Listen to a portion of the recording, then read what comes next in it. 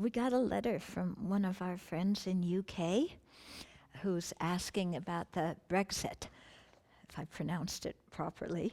And so I'll read parts of her letter. So she said, whichever way we voted, I think the sad thing is the divide that we are further creating amongst ourselves. I have witnessed much anger and fear over the last few days as people look to find a person or a group of people to blame and vent their anger on. There are strong feelings from those who voted to remain and from those who voted to leave, creating a big divide amongst everybody. So it's not only UK separating from Britain, but the people in UK separating from themselves. Yeah. I am hearing words like arrogant, idiots, stupid, getting what they deserve. On the leave side, particularly from those whose votes were based on immigration, we are hearing stories of out-and-out racism. It is quite sad to see so much abusive language and action between people. One thing that I know many people are finding very difficult to accept, including myself, is that their friends and family have voted differently than them. Fallouts due to different opinions in families happen all too often, as many people have experienced. But here we are seeing it happen all over the country and all at the same time. And it's being intensified by the panic, the provocative speech, and the actions of so many people, and of course the media. We don't seem to expect those close to us to have the same views as us. We seem to expect those close to us to have the same views as us, and we take it personally when they don't. Sound familiar? I would find it so helpful to hear some words from the Abbey about this divide that we are experiencing that I could also share with others. How can we see beyond the vote and be friendly, kind, and respectful to others, no matter if they voted in the same way as us or not? How can we be positively active in helping bring people together instead of contributing to more separation and feelings of helplessness? How can we respect and accept when others have a totally different opinion than us on something we feel so strongly about? And then she made a reference to what's going on with the US election too, and the friction it's causing between people. So here there's many points to bring up. With one is this habit we have that my ideas are me. They're mine, therefore they're me. I never think anything stupid. So if somebody disagrees with my ideas, they disagree with me.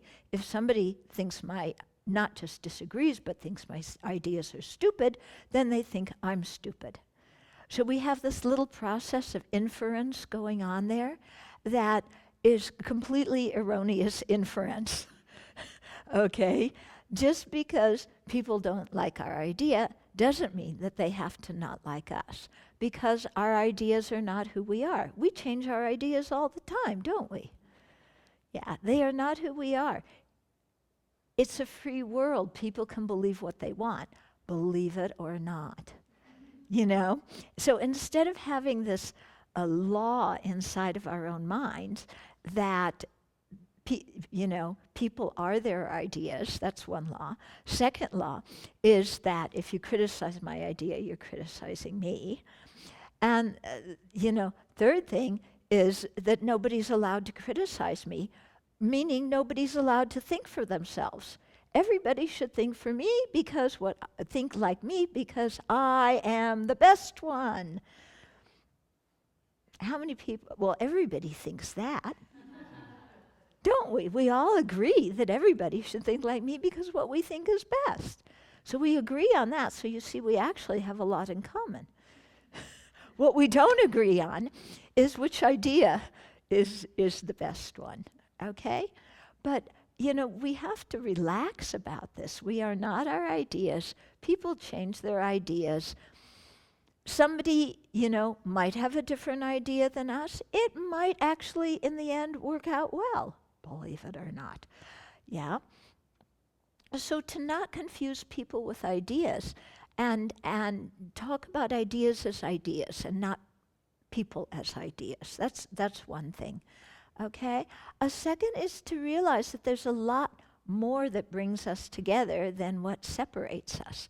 So, you may have different views on whether, England should stay in the, I'm saying England now because it may no longer be the UK after this.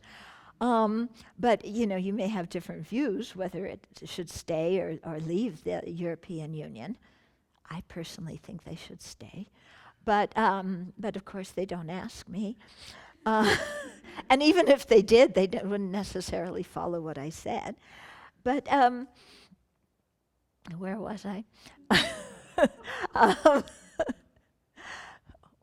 Where?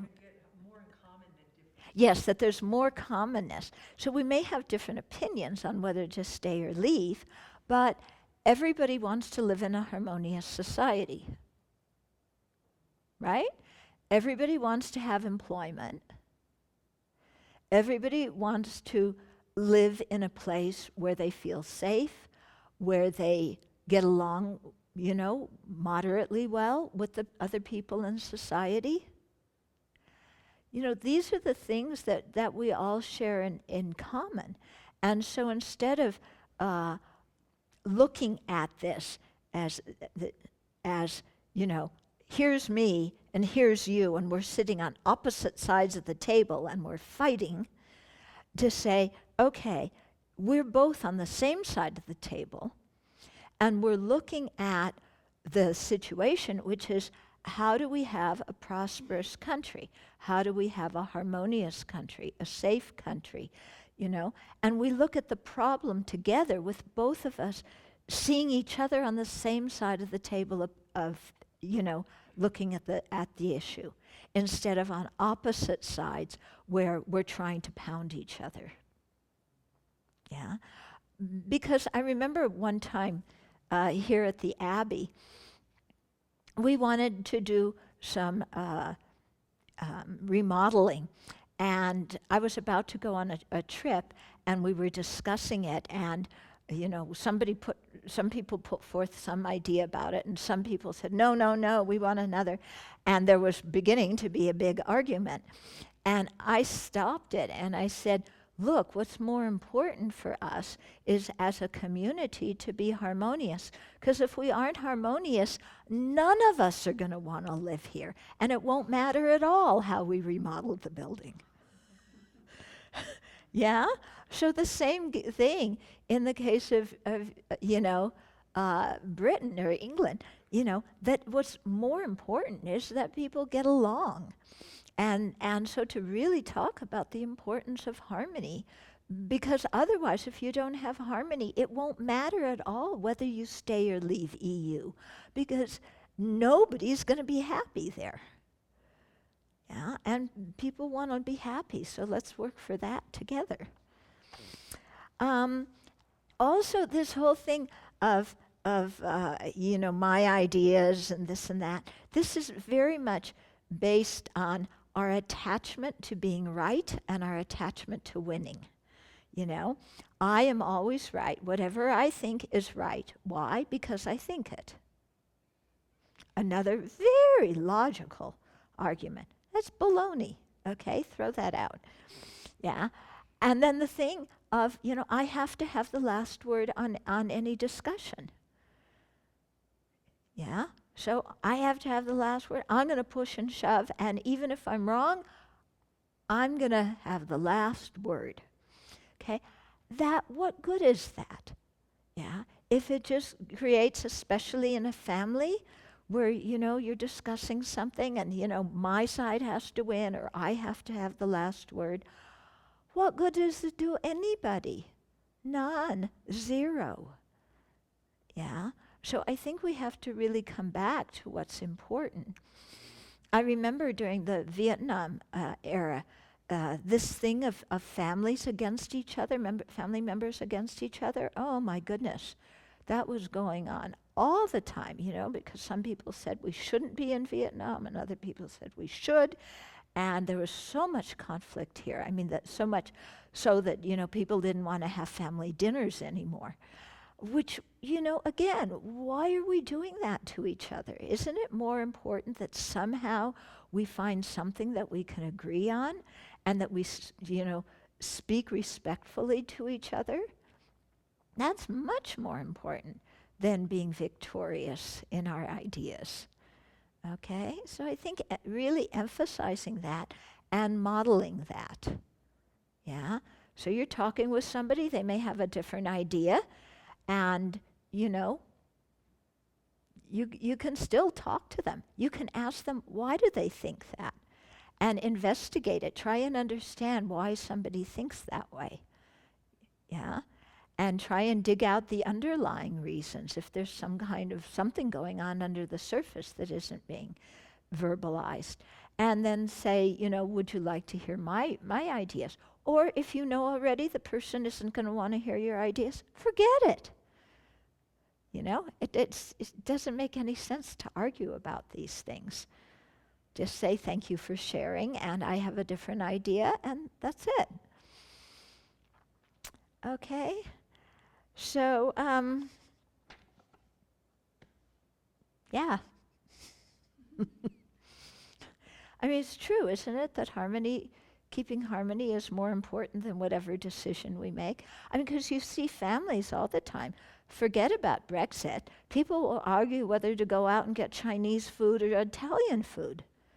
And you'll have a whole family fight about it and people not speaking to each other for weeks. Because our egos get locked in, totally locked in. If I want this, I have to get my way. It's stupid, isn't it?